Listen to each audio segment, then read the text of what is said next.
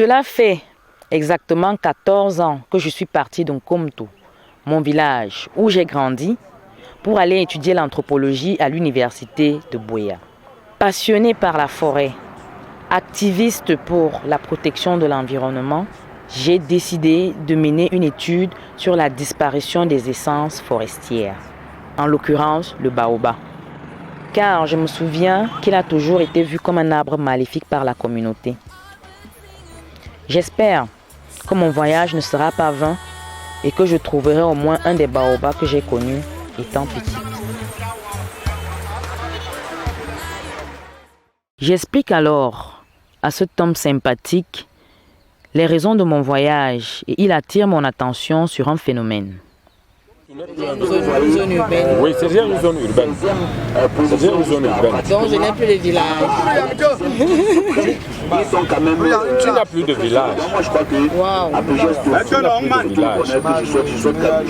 En vérité, tu n'as plus de village. C'est tout simplement parce que l'urbanisation est en train de s'étendre jusque là où toi tu te disais être ton village. Nkomtou est situé à 25 km de Yaoundé, la capitale politique du Cameroun, ce qui lui favorise une urbanisation rapide. Je m'inquiète alors de l'issue de mon voyage puisque le patrimoine forestier se trouve menacé.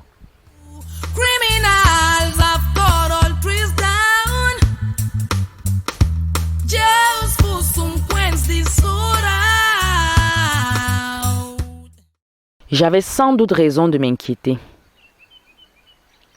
Ce grand immeuble dressé a remplacé un grand baobab vieux de plusieurs siècles.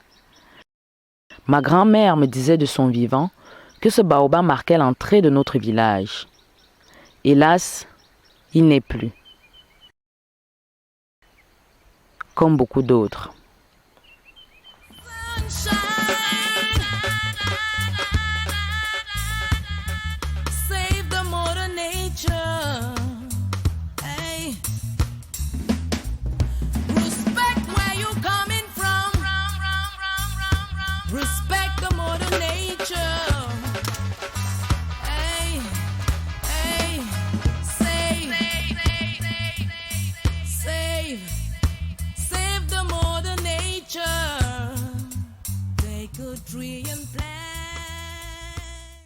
Le baobab que l'on retrouve en Nkomtou, encore appelé fromager, est un arbre majestueux par sa carrure. Il atteint parfois les 40 à 60 mètres de hauteur, 12 mètres de circonférence et 5 à 7 mètres de diamètre. Le baobab est un arbre longévif qui atteint parfois les 2000 ans d'existence. En langue locale qui est lettonne, le baobab a une charge sémantique plutôt positive, contrairement à toute la négativité qu'on lui attribue. Oui, l'appellation du baobab chez nous ici, là, c'est Douma. Douma qui signifie gloire. De ce fait, l'histoire du baobab est donc liée à l'existence de l'homme. Douma est l'un homme. Et le bétar bengali bimvam. La sia bois kwan. Douma. Que dit la science? Le nom scientifique du baobab, c'est le Ceiba pentandra. Et nous pouvons aussi ajouter que son nom commercial, c'est le fromager, qui appartient à la famille des bombacacées. Le baobab a des usages divers et peut être très utile à l'homme. Les jeunes feuilles du baobab, on les consomme sous forme de légumes. Les feuilles tendres, là, ça se consomme et c'est très nourrissant. D'autre part même, le baobab, il produit le coton. Le coton, si on regarde un peu quelque part, on pourra voir le coton, ça produit par saison. Alors le coton, on pouvait se servir de ça là, soit pour nettoyer les blessures, soit pour faire même les thés d'oreiller de nos jours. On peut faire des thés d'oreiller avec ça. Vous voyez donc que le baobab est très utile. Ça servait même de l'arbre à palabre. Lorsqu'il y a un problème au village, toute la famille s'est réunie autour de ce baobab pour résoudre les problèmes. Pourquoi? Ils sont les habitants qui sont là, ils sont en contact direct avec les ancêtres. Donc les ancêtres servent donc, et ils viennent, ils concourent à la résolution des problèmes familiaux. À l'époque, il n'y avait pas de maisons. Donc le Baobab était donc presque l'habitat des hommes. Vous voyez les contreforts qui sont derrière moi servaient de chambres. Donc toute une famille pouvait habiter tout autour d'un baobab. Lorsqu'on voit un baobab quelque part, on détermine que il y a telle famille qui a habité tel endroit.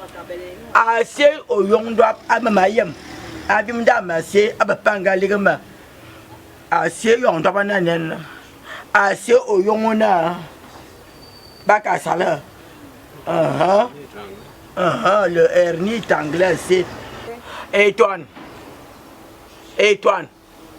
Maman sac et dondo bolo.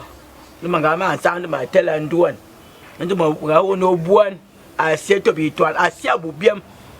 Belba sick. Belba kunibile. Un bébé intoera.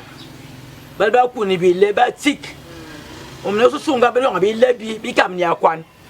Balanen. Tu as quoi la sonore, tu es fondé à sonore et tu as reçu bébé mou. Nous avons belbatique, ou à quanté donc à ce bébé et puis voilà les à quanté, à mouiller le bi, binga bécam, il y a une barrière. Nous avons belbanga tige, bakouni bilé, on a une fondé à l'autre, bien bras quanté et puis voilà et puis pratique, bien bien.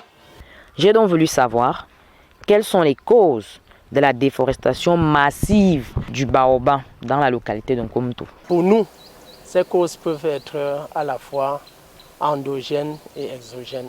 Il y a aussi les activités agricoles, que les gens, il n'y a plus de l'espace, la ville s'est installée et maintenant il faut donc trouver de quoi manger, faire l'agriculture vivrière.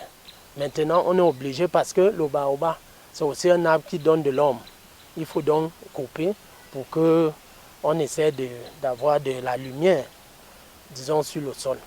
Nkometou est devenue une ville et la population devient cosmopolite. Il y a la religion aussi qui est venue donc influencer ces coutumes. C'est-à-dire qui demande qu'il faut seulement croire à Dieu et non aux ancêtres ou alors à ce que les ancêtres nous ont laissé. Mama ti jamla na duma anne bala ande pangi dam me yang bo pasteur bo nga soro bo nga jangla dona na duma na madame murusanga hapum.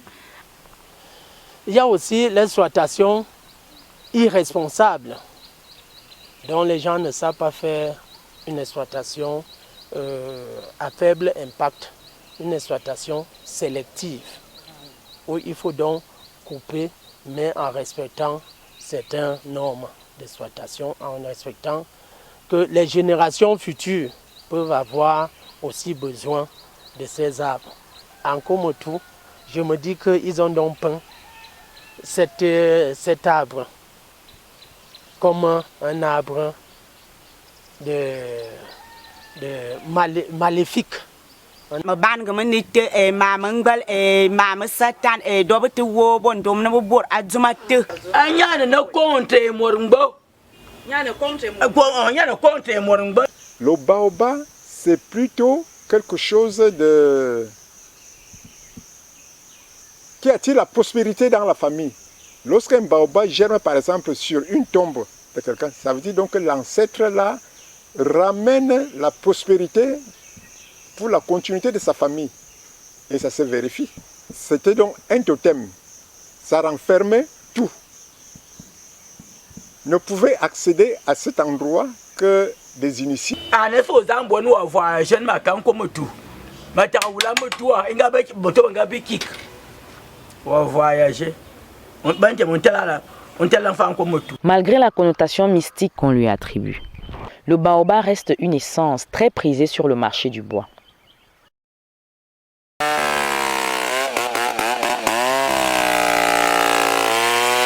Les constructions à l'époque, c'était en raffia, en de raffia, avec les murs en terre battue.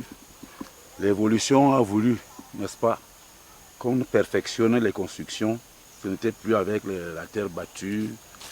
Maintenant, les parpaings, il fallait faire les dalles, couler les dalles pour monter à niveau. Ça nécessitait des planches, n'est-ce pas, pour le coffrage.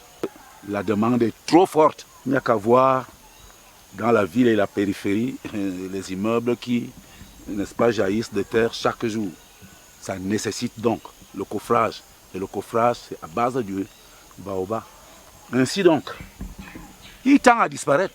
Nous demanderions aux techniciens d'agriculture s'il y a lieu de cultiver le baobab pour ne pas perdre son genre, puisque la demande va au fil des ans s'accroître. Alors, les techniciens d'agriculture sauront, le moment venu, s'en rendant compte eux aussi, nous aider à apprendre aussi à cultiver ce baobab. Le baobab, c'est une essence forestière qui a des vertus, qui rend service à la nation. Le PIB du Cameroun a augmenté à cause de l'exploitation forestière. Et la forêt apporte de l'argent à la nation. Donc c'est un rôle pécuniaire. Les taxes forestières, donc que ce soit la redevance forestière, on découpe, ça sert au développement des communautés, ça sert au développement des communes, ça sert au développement de tout le pays. Vous savez, nous sommes dans un pays en émergence. Les villes grandissent. Mais que voulez-vous, s'il faut que, par exemple, la capitale s'étende jusqu'à plus de 50 km, il faudra bien abattre. C'est dommage, c'est quand même regrettable. Avant d'exploiter un arbre, que ce soit dans leur cacaoyère, que ce soit n'importe où, ils doivent se rapprocher des agents forestiers qui pourront les sensibiliser, qui pourront leur donner la meilleure information pour s'exploiter, pour qu'ils ne soient pas en marge de la législation camerounaise. Parce que le Cameroun a pris des engagements au niveau international, sous-régional et même africain dans la préservation de l'environnement et des écosystèmes forestiers au Cameroun. Au bout de mon étude, il se dresse alors un bilan alarmant de l'usage abusif et des croyances péjoratives à l'endroit du baobab qui pourraient le pousser à disparaître. Disparition qui ne sera pas sans effet sur l'environnement en général. Je repars ainsi à Yaoundé où je suis installé le cœur meurtri par la disparition des baobabs liés aux croyances, à l'urbanisation et aux activités agricoles. Comment faire pour sensibiliser les populations à la préservation du baobab? Comment attirer l'attention de nos dirigeants sur la nécessité à reboiser les baobabs? En langue locale qui est lettonne, le baobab a une charge sémantique plutôt positive. Gloire, richesse, prospérité. Serions-nous en train de passer à côté des bienfaits de la nature? Humanity refers to